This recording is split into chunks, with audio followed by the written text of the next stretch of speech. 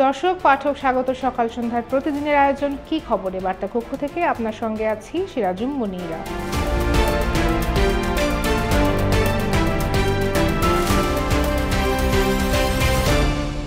বাংলাদেশের ফুটবলের সবচেয়ে বড় তারকা কে? সবাই কাজী সালাউদ্দিনের কথাই বলবেন। ফুটবলের বড় এই তারকা সবচেয়ে বেশি সময় ধরে বাংলাদেশ ফুটবল ফেডারেশন বাফুফেরও সভাপতি হিসেবে দায়িত্ব পালন করছেন। তবে রাজনৈতিক পালাবদলের পর তার এই ভূমিকার ইতি ঘটতে যাচ্ছে। তিনি জানিয়েছেন আগামী ২৬শে অক্টোবর বাফুফে নির্বাচনে প্রতিদ্বন্দ্বিতা করবেন না। কাজী সালাউদ্দিনের ৪ মেয়াদে ১৬ বছর কেমন ছিল বাফুফে, কিংবা এত অভিযোগের পরেও তিনি কিভাবে টিকেছিলেন, আর হঠাৎ করে বা কেন নির্বাচনে অংশ না নেওয়ার সিদ্ধান্ত নিলেন, এসব কিছু নিয়ে কথা বলবো আজকের কি খবরের সঙ্গে রয়েছেন সহকর্মী বদিউজ্জামান মিলন। মিলন, আপনাকে স্বাগত। ধন্যবাদ আপনাকে। শুরুতে জানতে চাই সালাউদ্দিনের শুরুটা কেমন ছিল, বিশেষ করে যখন তিনি প্রথম বাফুফের সভাপতি হয়েছিলেন তখন আমরা জানি তাকে ঘিরে বেশ একটা আশাবাদ ছিল। তো সেই আশা আসলে কিভাবে নিরাশায় পর্যবসিত হলো?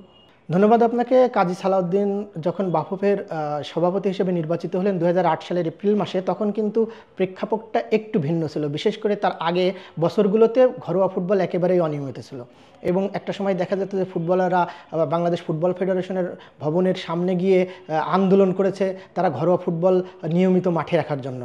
তো কাজী সালাউদ্দিন যখন বাংলাদেশের ফুটবল ফেডারেশনের প্রেসিডেন্ট হিসেবে ইলেক্টেড হলেন, তখন কিন্তু মানুষের ভিতরে এক ধরনের প্রত্যাশা তৈরি হলো, আশার একটা জায়গা তৈরি হলো। বিশেষ করে তিনি ছিলেন গিয়ে সাবেক ফুটবলার, তারকা ফুটবলার এবং একজন কোচও ছিলেন।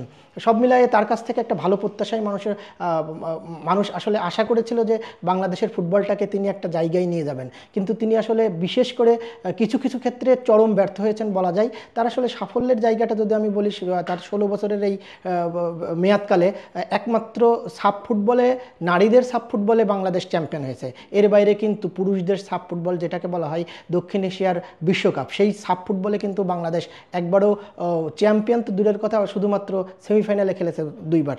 কিন্তু এইটাকে আসলে সাফল্যের প্যারামিটার বা মানদণ্ড হিসেবে ধরলে আমি মনে করব কাজী সালাউদ্দিন একেবারেই ব্যর্থ। এর বাইরে তিনি র্যাঙ্কিংয়ের জায়গাটায় যদি বলি, ফিফা র্যাঙ্কিংয়ে বাংলাদেশ যখন কাজী সালাউদ্দিনের মেয়াদকালে ২০০ সুই র্যাঙ্কিং চলে গিয়েছিল এবং বাংলাদেশের বর্তমান র্যাঙ্কিং ১৮৪, সেখানেও কিন্তু কাজী সালাউদ্দিন এই র্যাঙ্কিংটাকে উন্নতি করার কোনো জায়গা করেন নাই। বিশ্বকাপ বাছাই বলেন, এএফসি কাপ বলেন, অন্যান্য আন্তর্জাতিক টুর্নামেন্ট বলেন, ফিফা ফ্রেন্ডলি বলেন, সব জায়গায় কিন্তু হারের সংখ্যাটাই বেশি।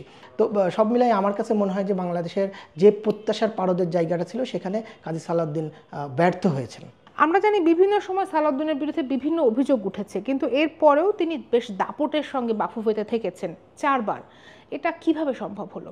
তার বিরুদ্ধে আসলে অভিযোগগুলো একটা অভিযোগ নয়, নানাবিধ অভিযোগ উঠেছে। বিশেষ করে ঢাকার বাইরের যে ফুটবলটা, জেলা ফুটবল লীগ একেবারেই অকার্যকর করে রেখেছিলেন তিনি।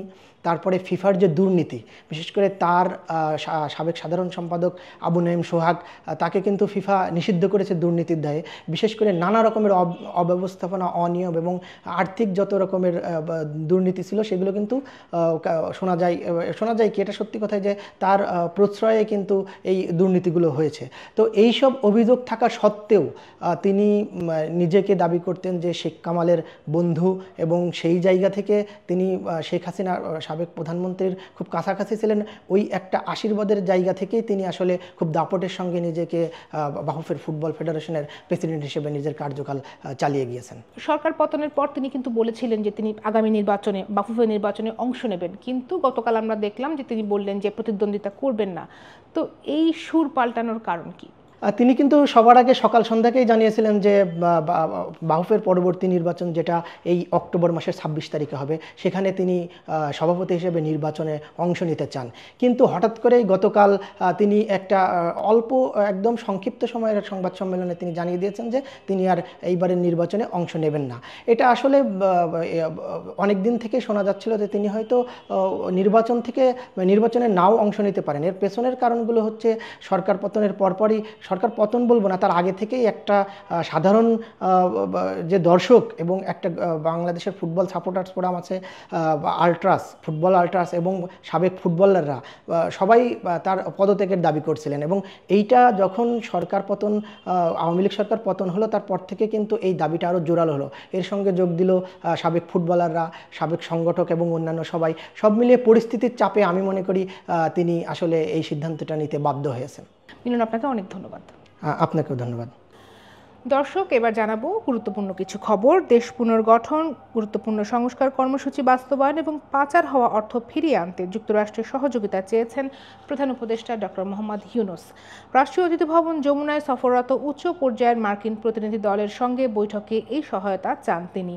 ডক্টর ইউনূস বলেন, তার সরকার দ্রুততার সঙ্গে অর্থনীতি পুনর্গঠন, সংস্কার ও পুনরায় সচল করার পাশাপাশি আর্থিক খাতে সংস্কার এবং বিচার বিভাগ ও পুলিশের মতো প্রতিষ্ঠানগুলো কার্যকর করার উদ্যোগ নিয়েছে।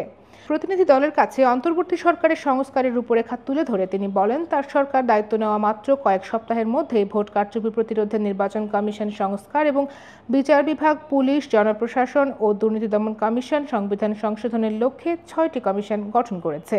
ছাত্র জনতার গণ অভ্যুত্থানে বিএনপির রাজনীতির সঙ্গে জড়িত অন্তত 422 জন নিহত হয়েছে বলে জানিয়েছেন দলটির মহাসচিব মির্জা ফখরুল ইসলাম আলমগীর। রবিবার দুপুরে গুলশানে বিএনপির চেয়ারপারসনের কার্যালয়ে আয়োজিত এক সংবাদ সম্মেলনে এসব কথা বলেন তিনি। মির্জা ফখরুল বলেন, দেশ জুড়ে নিহত সব শ্রেণী, পেশা, রাজনীতির মানুষের এই বিশাল অংশ যে বিএনপির নেতাকর্মী, এটি কোনো বিচ্ছিন্ন ঘটনা নয়, আমাদের সুদীর্ঘ রাজনৈতিক সংগ্রামেরই অনিবার্য ফল।